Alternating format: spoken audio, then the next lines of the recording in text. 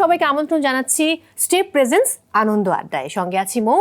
আর আজ খুবই বিশেষ একটি দিন, আমাদের ভীষণ রকম আনন্দের দিন, কারণ আজ RTVর প্রতিষ্ঠা বার্ষিকী।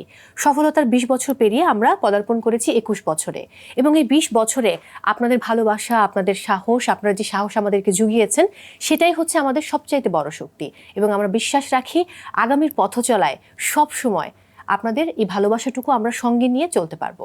প্রিয় দর্শক, এই আনন্দঘন মুহূর্তে আমার সঙ্গে আছেন এমন একজন, যিনি যখন যেখানে থাকেন আমাদের আনন্দটা আরও বেড়ে যায়। আর সেই আনন্দের মাত্রা বাড়িয়ে দিতে আমার মনে হচ্ছে এখন যদি একটু সম্ভব হতো, আমি তার এই পুরো ক্যারিয়ারটাকে ফাস্ট ফরওয়ার্ড করে দেখাতাম যে কোথায় ইউটার্ন হয়েছে, কখন থেকে তিনি অল টাইম দৌড়ের ওপর থাকছেন, এবং এখনও কিন্তু তার দৌড় বন্ধ হয়নি, দৌড়ের উপর আছেন, নতুন নতুন পথ আবিষ্কার করছেন, এবং সেই পথে যাই আসুক না কেন কোনো কিছু তাকে থামাতে পারছে না, কারণ তিনি তার নিজের গতিতে চলছেন। দর্শক, আমাদের অসম্ভব ভালোবাসার নেহাল রয়েছেন আজ আমাদের সঙ্গে, যিনি কোনো কিছুকে ভয় পান না এবং সামনে আসছেন অনেক বড় চমক নিয়ে। সো তিনি রয়েছেন আজ RTVর এই বিশেষ দিনটি উদযাপন করতে। ওয়েলকাম করছি আমাদের ভালোবাসার তৌসিফ মাহবুবকে। হ্যালো, কি খবর? এত সুন্দর ইন্ট্রো তালিনা দিয়ে পারলাম না। Thank you so much. একটু বড় হয়ে গেল, বাট আমি মিস করছি অন্য একদিন।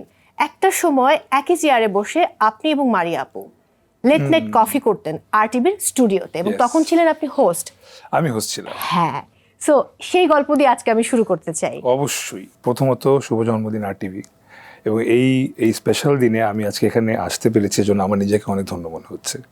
বিকজ সেই ছোট্ট তৌসিফ এই RTVতে একটা লেট নাইট কফি নামের প্রোগ্রাম করতো, যেখানে আমার হোস্ট ছিল মারিয়া আপু, এবং বাংলাদেশের সব চমৎকার চমৎকার তারকারা, সব বিগ স্টার, সুপারস্টার, সবার ইন্টারভিউ নেওয়ার সৌভাগ্য আমার হয়েছিল আসলে। এবং এইটা একটা মেমোরি, যেটা শুধু মেমোরি না, একরকম আমার একটা স্কুলিং গ্রাউন্ড ছিল, হয় না? অ্যাজ আ অভিনেতা আমি আসলে শুধু অন্য অভিনেতাদের সাথে অত কাজ করতে পারি না, মানে যে মেইল অভিনেতা যদি বলি, তো আসলে যত মেইল অভিনেতা ছিল তারা আসলে সামনাসামনি কেমন, এবং একটা জেনারেশন হয়তো আমি কখনো পাইনি স্ক্রিনে অভিনয় করতে, তো ওনারা মানুষ হিসেবে, ব্যক্তি হিসেবে কিরকম, বা ওনাদের ফিলোসফি কি, এই সব কিছু আসলে আমি এই RTVতে বসে, লেট নাইট কফিতে বসে, ক্যামেরার সামনে পেছনে, এখান থেকে আমি শিখতে পেরেছি। গ্রেট। এবং আমি খুবই লাকি অ্যান্ড হ্যাপি যে আজকে RTVর আমরা প্রতিষ্ঠাবার্ষিকী উদযাপন করছি, 21 বছরে পদার্পণ করেছে। আজকে প্রথমবারের মতো RTVর স্টুডিওতে বসে আমি কোনো শো হোস্ট করছি। আমি খুব গুড ফিল করছি, এবং আমার সামনে বসে আছেন আমার অসম্ভব পছন্দের একজন তারকা। সেম হিয়ার, এবং আমার অসম্ভব পছন্দের, এবং বলি আমার সবচেয়ে পছন্দের হোস্ট আমার সামনে বসে আছে। Oh my God, thank you so much ভাইয়া, এটা অনেক বড় কমপ্লিমেন্ট। আপনি ব্যক্তি তৌসিফকে আমি যেটুকু দেখেছি বিভিন্ন শো করার পারপাসে, ব্যক্তি তৌসিফকে আমার অনেক বেশি ভালো লেগেছে। এই তৌসিফকে ভালো লাগে না? না, এটা ডেফিনেটলি লাগে। মানে থাকে না যে আমরা তো বলি পছন্দের তারকা, কিন্তু ব্যক্তি মানুষটা অনেক ভালো হওয়াটা খুব গুরুত্বপূর্ণ। আমি এটা মনে প্রাণে বিশ্বাস করি যে তৌসিফ ভাইয়া ব্যক্তি মানুষ হিসেবে অত্যন্ত ভালো মানুষ, এবং অবশ্যই গুণী তারকা ডেফিনেটলি, কারণ সামনে আমি যে বলছিলাম শুরুতে চমক আসতে চলেছে। বাট একটা ব্যাপার জানতে চাই, এখন যদি RTV আবার প্রপোজ করে যে বড় শো হোস্ট করতে হবে, তাহলে আপনি কি হোস্টিং এর সময় দেবেন? এটা কি RTVর প্রশ্ন না তোমার প্রশ্ন? RTV আর আমি এখন মিলেমিশে একাকার। মেবি, সত্যি কথা বলি, আমি হোস্টিংটা অনেক এনজয় করতাম। সেটা RTV স্টার অ্যাওয়ার্ড হতে পারে। হ্যাঁ, হতেই পারে। করবো কি করবো না, বিষয়টা ডিপেন্ড করবে তখনের উপর, আসলে কিভাবে অফারটা আসলো, প্রোগ্রামটা কি হচ্ছে। আমি তো আমার নিজের একটা প্ল্যান শেয়ার করি। আমার ইচ্ছে আছে যে আমি আরেকটু পরে আরেকটু ভালো যদি করতে পারি, আরেকটু যদি মানুষের ভালোবাসা কামাতে পারি, তারপরে কোনো একটা সময় আমি একটা বড় একটা শো নিজে হোস্ট করবো। ওয়াও। এবং ওই শোটা একটু ডিফারেন্ট কিছু হবে, হতে পারে বিগ বস টাইপ, হতে পারে রিয়েলিটি শো, যে কোনো কিছু একটা, বাট ওইটা আর কি আমি নিজে প্রডিউস করতে চাই। দুর্দান্ত। আমরা তো এরকম বড় বড় তারকাদেরকে দেখি, সৌরভ গাঙ্গুলির কথা আমরা বলতে পারি, আমরা আরো অনেকের কথা বলতে পারি, যে তারা কত, যিশু সেনগুপ্ত আছেন, তাই না, আরো অনেকে রয়েছেন কাজ করছে। আমাদের দেশে পূর্ণিমা আপু রয়েছেন, কত দুর্দান্ত। কিন্তু আমার জিনিসটা যেটা হচ্ছে যে আমার একটু ভিন্ন, আমি এই প্রোগ্রামটা নিজে ডিজাইন করে, নিজে প্ল্যান করে, এবং শুরু থেকে it will be my brain child. বাহ, দারুণ। যেমন আছে না যে কনমানের করোড়পতি হলি মনে হয় যে অমিতাভ বচ্চন, আর কেউ হতেই পারে না, এরকম কিছু একটা। আপনার আইডল কে? Amitabh Bachchan? Idol, it's a very big word. Idol শব্দটা মুখে আসলে আনা একটু ডিফিকাল্ট এই ক্ষেত্রে, বিকজ এক একজনের আইডিওলজি এক এক রকম, অ্যান্ড আমি সবার আইডিওলজি থেকে কিছু না কিছু পিক করার চেষ্টা করি। এটা খুবই গুড থিং। হ্যাঁ, সো মানে সাকসেসফুল পিপল, ওনাদের প্রত্যেকের একটা ডিফারেন্ট আইডিওলজি আছে। যেমন আমার আইডিওলজি, যদি আপনি আমাকে সাকসেসফুল বলেন, তাহলে বলবো যে আমি সবার থেকে পিক করি। এবং আমি আবারও মনে করে দিতে চাই, যখন আপনি অ্যাওয়ার্ড নিচ্ছিলেন রাইট, মেরিল প্রথম আলো পুরস্কারে, এবং সেই সময় কিন্তু সেটে আমার মনে আছে যে আপনি এত সম্মানের সাথে অ্যাওয়ার্ডটা গ্রহণ করলেন এবং আপনার যারা সিনিয়র আছেন জি। তাদের প্রতি আপনি এত কৃতজ্ঞতা প্রকাশ করেছেন। এই জিনিসটা কিন্তু বর্তমান যারা কাজ করেন তাদের মধ্যে একটা মিসিং থাকে, বাট আপনার মধ্যে সেই ম্যানারটা অনেক বেশি। Thank you so much, thank you. আমি যেটা যেটা বললেন না যে মিসিং আছে, এই মিসিং জিনিসটা যদি থেকে থাকে, যদি আমাকে দেখেও যদি কেউ চেঞ্জ হয়, সেটা তাহলে আমার পাওয়া হবে খুব বড় একটা। গ্রেট। এবার আরটিভির সঙ্গে অন্যান্য জার্নির গল্প শুনবো, যেহেতু আজকে আমরা খুব উৎসব মুখর পরিবেশে রয়েছি। বাই দ্য ওয়ে, ব্ল্যাকে কিন্তু অসাধারণ লাগছে। পিঙ্কে অনেক সুন্দর লাগছে। Thank you so much. যাই হোক, আরটিভির সঙ্গে অন্যান্য পথ চলার গল্প, আরটিভিতে প্রচুর কাজ করেছেন আপনি, ছোট পর্দার কাজ বলি প্রচুর এবং শুধু তো টক শোর কথা বলছিলাম একটু আগে, নাটকের কথা যদি বলি, আমার কয়েকটা নাটক একদম মুখের লেগে আছে। একটা নাম হচ্ছে পরিচয়, একটা নাম হচ্ছে অন্তনগর প্রেম, একটা নাম হচ্ছে বেআইনসাব। সো তিনটেই বললাম, আরো অনেক না বলি। সো এত ভালো কাজ করার সুযোগ পেয়েছি আমি, thanks to RTV, thanks to Rakib ভাই, thanks to all others who are here, যারা আসলে আমাদেরকে সুযোগ করে দিয়েছেন আমার মতো করে গল্পগুলো একটু বলার। তো তখন আসলে আমি যে গল্পটার কথা বলছিলাম পরিচয়, এটা আসলে if I am not wrong 2019-এর কাজ। তো এখন থেকে যদি বলি, আরটিভি আজকে 26শে ডিসেম্বর, সো প্রায় 6 বছর আগের একটা কাজ। তো 6 বছর আগে আসলে তৌসিফকে এরকম একটা কাজ করার সুযোগ আরটিভি ছাড়া হয়তো কেউ দিত না। তো অনেক কৃতজ্ঞতা। এবং আরটিভি কিন্তু সব সময় তারকাদের পাশে থাকে। আপনি দেখবেন অনেক উপস্থাপক রয়েছেন যাদের শুরুটা হয়েছে আরটিভি দিয়ে, যদিও আমি একটু মন খারাপ করতেই পারি ব্যাপারটাতে। যাই হোক, কোনো ব্যাপার না, এখনো তো সময় শেষ হয়ে যায়নি। ওকে, এবার আমরা অন্য গল্পে যাব। অবশ্যই। ভিকি জাহেদ এবং আপনি একটা সুন্দর কেমিস্ট্রি তৈরি হয়েছে এখানে নায়ক এবং পরিচালকের সাথে। আমরা আগের কাজগুলো দেখেছি এবং সেখানে অনেক কিছু দেখেছি, চক্রত্যাগভাবে দেখেছি, পরে আরেকভাবে দেখেছি আপনি সাপ নিয়ে যা করলেন। মানে ব্যক্তি জীবনে তৌসিফ মাহবুব ডেফিনেটলি সাপে ভয় পায়। হ্যাঁ, অবশ্যই। একটু গল্প শুনি, যদিও এই গল্প আপনি বহু জায়গায় করেছেন। না, সমস্যা নেই, এই গল্পটা বলতেই পারি। এটা বারবার বলার মতো একটা গল্প আসলে। হ্যাঁ, কারণ এই অভিজ্ঞতা একবার যদি হয়, এই অভিজ্ঞতা মানুষ চিরকাল ভুলবে না আমার মনে হয়। একটা কবরে শুয়েছিলাম, একটা মানুষকে দাফন করে, সেভাবে দাফন করার মতো করে প্রিপারেশন নিল, কারণ শটটা তো আমার লাশ হয়ে থাকার শট।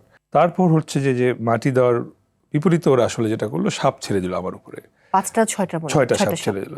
সো সবকিছু মিলিয়ে এই অভিজ্ঞতাটা আসলে আমাকে ব্যক্তি হিসেবে অনেক চেঞ্জ করে দিয়েছে। সবসময় চেষ্টা করেছি ভালো মানুষ হতে, মুখে বলি, কিন্তু আসলে মানুষের সংজ্ঞা কি, মানুষ কেন পৃথিবীতে এসেছে এবং কি নিয়ে পৃথিবী থেকে যাবে, এই সব কিছু নিয়ে হয়তো আরো 5টা বছর বা 10টা বছর পরে ভাবতাম। ওই এক্সপিরিয়েন্সটা আমাকে ভাবনাটা একটু এগিয়ে এনেছে, ব্যক্তি তৌসিফকে নাড়িয়ে দিয়েছে। একদম। এবং এটার জন্য আমি অ্যাকচুয়ালি থ্যাঙ্কফুল যে এই সাহসটা আমি করেছিলাম, এই সাহস থেকে আমি এত বড় একটা রিটার্ন পেয়েছি, যেটা আমার পার্সোনালিটিকে চেঞ্জ করে দিয়েছে, আই বিলিভ। দারুণ। ফ্যানদের গল্পে যায়, ফ্যান্সদের গল্প অনেক চমৎকার। আপনার বিদেশি একজন ফ্যান আছে, নামটা আমি ভুলে গেছি এই মুহূর্তে। অর্জুন, এক্স্যাক্টলি। এবং আমার মনে হচ্ছে আমরা একটা ইন্টারভিউ করছিলাম, সেই ক্লিপসটুকু কেটে সে পোস্ট করেছিল, খুশি হয়ে, আনন্দিত হয়ে। এইরকম অনেক পাগলা ফ্যান আছে আপনার। আজকে যদি একটা ফ্যানদের গল্প আমরা শুনি, যেহেতু আরটিভি প্রতিষ্ঠা বার্ষিকী এবং এই প্রতিষ্ঠা বার্ষিকীর দিনে সকল ফ্যান্সদের জন্য অনেক ভালোবাসা। আরেকটা পাগলের নাম বলি, ওর নাম হচ্ছে আদি। আচ্ছা। He lives in Italy. Okay. And ও বাংলাদেশে জন্মায়নি, বাংলা পরিবারে জন্মিয়েছে, কিন্তু সেটা ইটালিতে।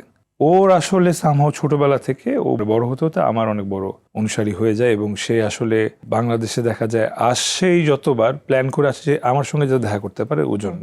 আমাকে এটা বলেছে যে আপনার জন্য এসেছি, এখন সেটা কতটুকু আমি জানি না, বাট অ্যাকচুয়ালি আমার কাছে মনে হয়েছে যে ও আসলে আমার জন্য এসেছে। কারণ আমি এরপর যখন দেখা হলো, আমি জিজ্ঞেস করলাম যে তোমার এখানে কে থাকে, বললো কেউ থাকে না। তোমার তো কোনো ফ্রেন্ডস নেই, বললাম না। তোমার তো কোনো ফ্যামিলিও নেই, বললো না, ওদের বাড়ি আছে, বাড়িতে কেউ থাকে না। তো ও দেখা করতে আমার জন্য চলে আসছে ইটালি থেকে।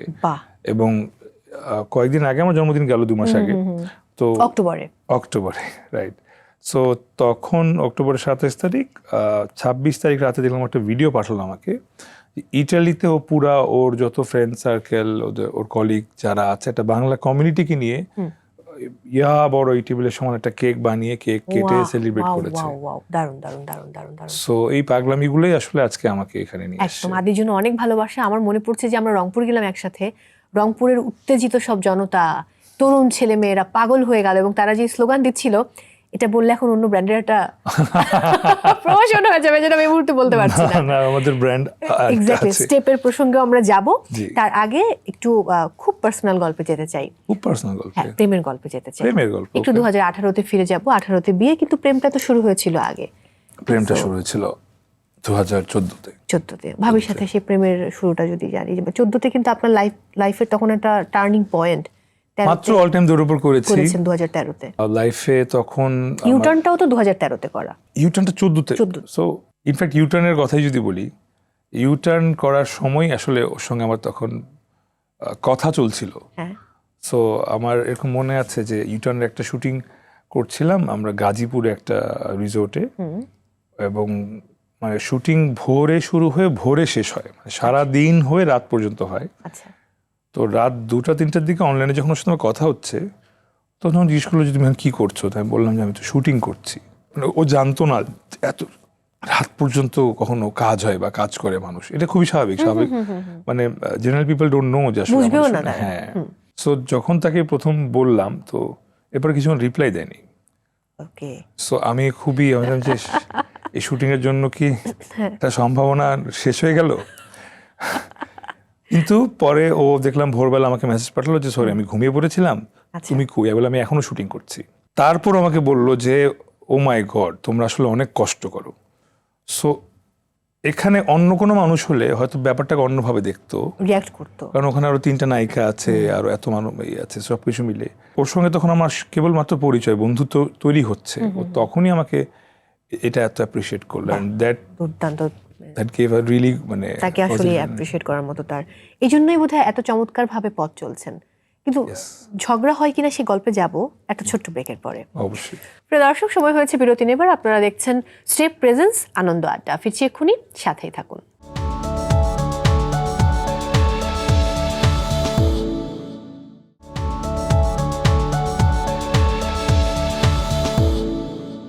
প্রিয় দর্শক, ওয়েলকাম ব্যাক। সবাইকে আরো একবার আমন্ত্রণ স্টেপ প্রেজেন্স আনন্দ আড্ডার সঙ্গে আছি মৌ, আর আমাদের সঙ্গে আছেন আমাদের ভালোবাসার তৌসিফ মাহবুব। এবং আজকে স্পেশাল ডে, কারণ আজ আরটিভির জন্মদিন। সো আশা রাখি আপনারা সব সময় আমাদের সঙ্গে থাকবেন, ভালোবাসবেন আমাদেরকে। ঝগড়া কে করে, নাকি হয় না ঝগড়া? যত দোষ নন্দ ঘোষ, আপনার? সব আমি করি। আচ্ছা, এটাই বলছে আমাকে বলতে। এটা না, এখানে আসার আগেও হ্যাঁ। ও আমার গেট আপ নিয়ে কিছু একটা কমেন্ট করলো। হ্যাঁ। তো তখন আমি মানে ওকে বললাম যে কেন, এটা কি তোমার কাছে ভালো লাগেনি এই সেই। তো তারপর আমি কিছুক্ষণ কেউ করলাম যে তুমি আসলে বুঝতেছো না, এটাই ভালো লাগছে অল। তারপর কিছুক্ষণ পর আমি যখন মিররে দেখলাম, শি ইজ রাইট, আসলে ভালো লাগছে না। তারপর চেঞ্জ করলাম আবার, তারপরে শুধু ভালো না, মানে অনেক ভালো লাগা শুরু হলো। তো she is always right. And কেন জানি আমি প্রতিবার ও যাই বলে আমি প্রথমে শুনতে চাই না, অ্যান্ড এইটাই খুব মজা লাগে আমার কাছে। ওই যে এইটার মধ্যে একটা টম এন্ড জেরি একটা ছোট্ট কেমিস্ট্রি বিল্ড আপ হয়ে যায়। মানে হ্যাঁ হ্যাঁ হ্যাঁ, একটু ঝগড়া বলা যাবে না, ঠিক খুনসুটি। আই থিঙ্ক দীর্ঘদিন পথ চলতে হলে না, you need to make sure that nothing gets boring. True. So হ্যাঁ, মানে আপনি দেখবেন যে যে কোনো কিছুতে, ফ্রেন্ডশিপের মধ্যেও দেখবেন যে ফ্রেন্ডশিপ কেন অনেকদিন বেশি টিকে, বিকজ সারাক্ষণ দুষ্টমি ফাজলের মধ্যে থাকেন। So you are very interested to see your friend, because আপনি জানেন ওখানে গেলে আপনি রিল্যাক্স হবেন। তো সম্পর্কের মধ্যে এই বিষয়টা থাকা খুব ইম্পর্টেন্ট, যে এই মানুষটাকে দেখলে আমার হাসি পায়, মজা লাগে, কান্না পায়, বা যেটাই হোক সব রকম ইমোশন যাতে ওয়ার্ক করে এই মানুষটাকে দেখে, কারণ এই মানুষটা তো বেটার হাফ। একদম। সর্বশেষ কবে দুজন একসাথে ট্যুরে গেছেন? এই মাসের শুরুর দিকে একদম আরে ছোট্ট একটা ট্যুর দিলাম, কক্সবাজার ঘুরে আসলাম একটু। দারুণ। কারণ এখন তো একটা কাজের প্রেশার চলছে, এটাতে ঢোকার আগে আসলে ঠিক করেছিলাম যে আমি তো আবার 2-3 মাস খুব কাজের মধ্যে থাকবো, সময় দেওয়া হবে না। সো তখন ঠিক করলাম ঠিক আছে দুদিনের জন্য চট করে ঘুরে আসি একটু। গ্রেট। এই যে ব্যাচেলর পয়েন্টের শুটিং চলছে, এটা কি শেষ নাকি এখনো শেষ হয়নি? না, শেষ হয়নি। এটা তো আসলে 104 এপিসোড পর্যন্ত ওয়াদা করা আছে, বিকজ সবাই সিজন পাস কিনেছে, মানে টাকাতে দেখতে হয় যেহেতু। সো ওটা আসলে 104 পর্ব পর্যন্তই আমাদের চলবে। মাত্র তো 56 এপিসোড রিলিজ হলো, এরপরে আবার 57 থেকে 64, হ্যাঁ 64 পর্যন্ত যাবে আর কি। প্রত্যেকের একটা কমন প্রশ্ন যে তৌসিফ মাহবুব কবে বড় পর্দায় কাজ করবে, এটা নিয়ে তৌসিফ ভাইয়ের মন্তব্য কি? আমি প্রতিদিনই বড় পর্দায় কাজ করি। এটা কিভাবে বলতে চাই? এটা বলতে চাই যে বড় পর্দার জন্য কাজ করছি, যেটাই করছি, এই টক শোতে আসা থেকে শুরু করে আমি যে নাটকগুলো এখন করছি বা ওয়েব সিরিজ যেগুলো শুটিং করছি, প্রতিটার পেছনে আমার মানুষ কিন্তু একটা টার্গেট লাগে, একটা কোনো কিছু টার্গেট থাকে। আমি বিলিভ করেছি যতবার আমি টার্গেট নিয়েছি অ্যাচিভ করতে ইজি হয়, রাদার দেন জাস্ট ব্ল্যাঙ্ক থাকা যে করব যেদিন হওয়ার হবে ওটার থেকে। সো যেটাই করছি এখন এর পিছনের কারণ থাকে এটা যাতে বড় পর্দায় আমাকে হেল্প করে, যে এমন গল্প চুজ করছি যেটা আমাকে বড় পর্দায় হেল্প করবে। আপনি একটু একটু করে নিজেকে প্রস্তুত করছেন, একটু একটু করে, আই এম নট রাশিং ইট। এখন খুব ভালো সময় যাচ্ছে ফিল্মের, ওখান থেকে আমার নাটকগুলোকে আমি একটু সেপারেট করার চেষ্টা করছি, যাতে হুট করে যদি মানুষ নাটক থেকে আমাকে বড় পর্দায় দেখে, যাতে আছে না একদল আছে যারা বলে যে নাটকের হিরো দিয়ে আসলে বড় পর্দা চলবে না, ওই ফ্লেভারটা যাতে ওদের না আসে, ওরা যাতে দেখি বলে যে না is made for big screen. এই প্রশ্নটা যেরকম অডিয়েন্স করছে ওরা যাতে প্রডিউসাররা এটা ফিল করে বা হল ওনার যারা ওরাও যাতে ফিল করে। এখন কিন্তু আগের মতো নাটক আপনি অনেক কম করছেন, এটা তো সচেতন ভাবে আপনি নাটক করাটাকে কমিয়ে দিয়েছেন। একদম।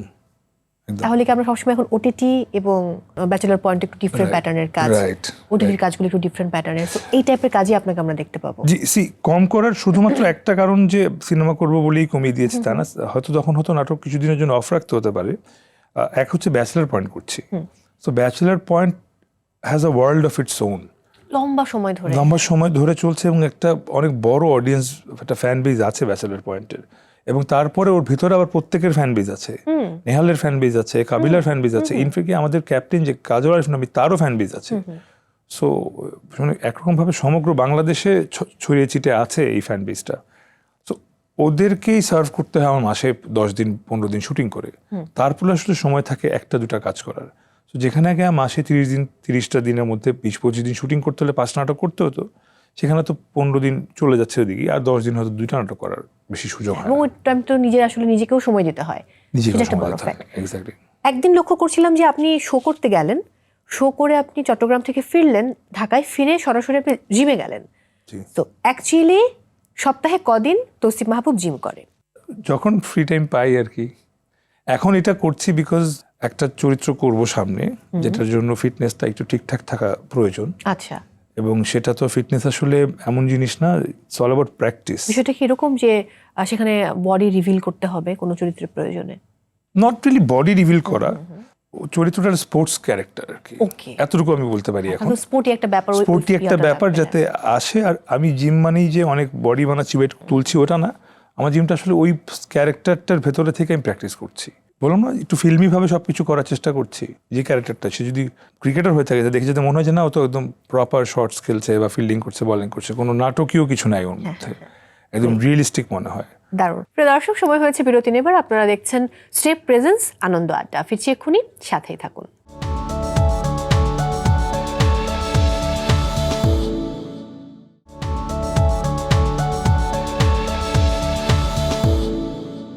প্রিয় দর্শক, ওয়েলকাম ব্যাক। সবাইকে আরো একবার আমন্ত্রণ স্টেপ প্রেজেন্স আনন্দ আড্ডার। সঙ্গে আছি মৌ, আর আমাদের সঙ্গে আছেন আমাদের ভালোবাসার তৌসিফ মাহবুব। আমার একটা জিনিস মাথায় এলো, আপনি যেটা বলছিলেন যে আপনি নিজের প্ল্যানিং একটা শো হোস্ট করবেন, সেটা ডিফারেন্ট হবে, তাহলে নিজের প্ল্যানিংয়ে, নিজের স্ক্রিপ্টিংয়ে কখনো কন্টেন্ট বা নাটক বা ওটিটির কাজ করার ইচ্ছে আছে? অবশ্যই আছে। একটু অনেক রকম ইচ্ছা থাকে না, তার মধ্যে একটা ইচ্ছে, এটা মানে যে এটাই মূল তা না। সেটা হচ্ছে যে আমি ডিরেকশন দিতে চাই, তবে নাটক না, ফিল্ম। বাহ। যদি কোনো কারণে আমি যদি কখনো ফিল্মে অভিনয় করতে নাও পারি, না করুক, তাহলে আমি হয়তো নাটকে অভিনয় করব, কিন্তু আমি একটা ফিল্ম ডিরেকশন স্টার্ট করব, আমি নাটকের ডিরেকশন দিব না। দারুণ। সেক্ষেত্রে ফিল্মের নায়ক কে হবে? তৌসিফ ভাই নিজে নাকি অন্য কেউ? সেটা যে কেউ হতে পারে, সেটা গল্পের উপর ডিপেন্ড করবে। নারী কেন্দ্রিক সিনেমা হতে পারে, সো নায়ককে ওইটার উপর ডিপেন্ড করছেন। আর আসলে এটা অনেকেই মানে বেগ আলাপ আসলে। সো মানে ইট ইজ লাইক যে থাকে না, plan A, plan B, plan C, plan D, এরকম। So it's like plan E F G এর মধ্যে আছে। So plan A B C গুলো আগে ওয়ার্ক করাতে চাই। একটু ছোটবেলার গল্পে যাব, যে সেই অক্সফোর্ড ইন্টারন্যাশনালে যখন পড়তেন, খুবই ছোট্ট তৌসিফ, তখনকার তৌসিফ কেমন ছিল? Such an interesting question. তখনকার তৌসিফের সাথে এখনকার তৌসিফের কোনো মিল নাই, আর আমার কাছে মনে হয় এটা আমাদের কারোই নাই। স্কুলে থাকতে আমাদেরকে যখন ক্লাস 2 লিখতে দিতে, বড় হয়ে তুমি কি হবে, কি হতে চাও, তখন কিন্তু আমরা সবাই পাইলট, হ্যাঁ, ডাক্তার, ইঞ্জিনিয়ার। আমি একটা জিনিস লিখতাম, যেটা আমি ক্লাস 4 থেকে লেখা শুরু করেছি। আমি লিখতাম ট্রাভেলার। ওরে বাবা, সে ট্রাভেলার হবে। হ্যাঁ, সো এই ট্রাভেলিং জিনিসটা আমি তখন করিনি, কিন্তু আমি শুধু ন্যাশনাল জিওগ্রাফিতে দেখতাম যে বিভিন্ন দেশে মানুষ যাচ্ছে, ঘুরছে। টিএলসি ছিল তখন। সো তখন থেকে আমি লিখতাম যে ট্রাভেলিং। তারপর যখন আরেকটু বড় হলেন তখন কি বদলে গেল ইচ্ছেটা?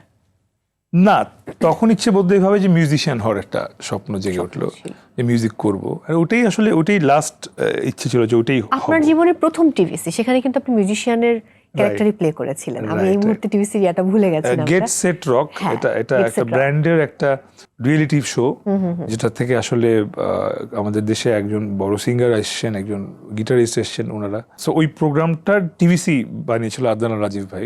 উনি আসলে তখন আমাকে চিনতে হচ্ছে গিয়ে বেইজিস্ট তসিফ হিসাবে। আমি কনসার্ট করতাম, আদান ভাই তখন প্রায় অনেক কনসার্টগুলো ঘুরতে আসতো, এবং আমি 20% টাইম বা 30% টাইম আমি প্রতি উইকেন্ডে শো করতাম। মানে ফ্রাইডে স্যাটারডে আমার শো থাকবেই। এমনও গিয়েছে যে ফ্রাইডেতে 2টা শো। তখন অনেক আন্ডারগ্রাউন্ড শো হতো বাংলাদেশে। রাশিয়ান কালচারে শো হতো, কাপ্পা কফিতে শো হতো, উত্তরায় কিছু জায়গায় শো হতো, বাংলাদেশ বেতার কেন্দ্রের পাশে একটা পাবলিক লাইব্রেরি আছে, ওখানে শো হতো।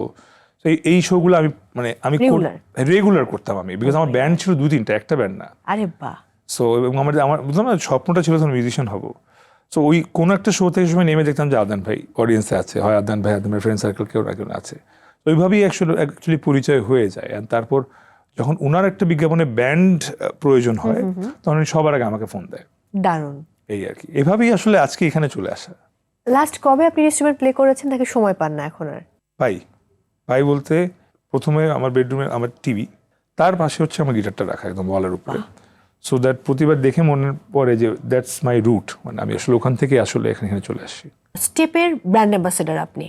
আলহামদুলিল্লাহ। হ্যাঁ, আলহামদুলিল্লাহ। এবং স্টেপের উদ্দেশ্যে কি বলার আছে? স্টেপের উদ্দেশ্যে বলার আছে যে একদম বাংলাদেশি ব্র্যান্ড, চমৎকার একটা ব্র্যান্ড, এবং এত বড় একটা ব্র্যান্ডের ব্র্যান্ড অ্যাম্বাসেডর হতে পেরে আমার কাছে বরাবরই ভালো লাগে। এবং আচ্ছা না, যে কিছু জিনিস ব্র্যান্ড অ্যাম্বাসেডর দেখে বলতে হয়, আমি এটা বিশ্বাস করি না। আমি ন্যাচারালি ফিল করে বলতে চাই যে কমফোর্ট জোন থেকে, হ্যাঁ, যে আমি আসলে আমার কমফোর্ট জোন স্টেপের অনেক কিছুতে ফিল করি।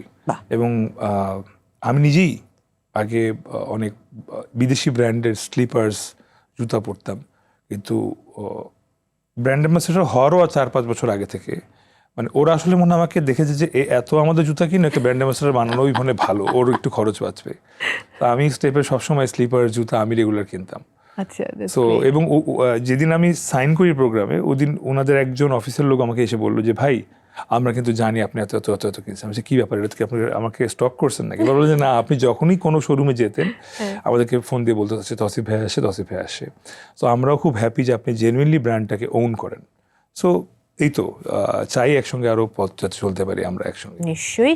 স্টেপের পথ চলার গল্প তো গেল, যেহেতু শেষে রয়েছি, আরটিভির এই পথ চলা নিয়ে আপনার কি বলার আছে? আরটিভিকে আসলে আমার মতন ছোট আর্টিস্টের বলার কিছু নাই, বাট তবে এই যে আরটিভি 20 বছর পূরণ করে 21 বছরে পদার্পণ করলো, এবং এই এতগুলো বছরের মধ্যে 12টা বছর আমিও সংযুক্ত হতে পেরেছি, এটা আসলে আমার জন্য অনেক বড় সৌভাগ্য। এবং আমি চাই আমি যাতে তসিফ মাহবুব আরও বড় কিছু হয়ে আরটিভির সঙ্গে সামনে আরও যুক্ত থাকতে পারি। এবং অনেক অনেক ধন্যবাদ আরটিভিকে আমার মতন তসিফ মাহবুবকে সুযোগ দেওয়ার জন্য, আমার তসিফ মাহবুবকে এত ভালো ভালো গল্প বলার সুযোগ দেওয়ার জন্য। ঠিক এইভাবেই আরও অনেককেই সামনে আরটিভি দিবে। মোরওভাল থ্যাঙ্কস। আমারও অশেষ কৃতজ্ঞতা আপনার প্রতি আজকে সময় দেওয়ার জন্য। সবসময় এরকম রঙিন থাকুন, ভালো থাকুন, আলো ছড়ান সবার মাঝে, সেই প্রত্যাশা। বিদায় নিচ্ছি আমি। প্রিয় দর্শক, বিদায় নিতে হচ্ছে আজকের মতো। সবাই অনেক ভালো থাকুন, এবং যে ভালোবাসা আপনারা আমাদেরকে দিয়েছেন, আমাদের উপর আস্থা রেখেছেন, আমরা বিশ্বাস করি সে আস্থা অনুযায়ী আমরা পথ চলবো আপনাদেরকে সঙ্গে নিয়ে। তো আরটিভির জন্য অনেক ভালোবাসা, শুভ জন্মদিন আরটিভি, এবং সেই সাথে দর্শকদেরকে অনেক অনেক অনেক কৃতজ্ঞতা আমাদের সঙ্গে থাকবার জন্য, আমাদেরকে ভালোবাসবার জন্য।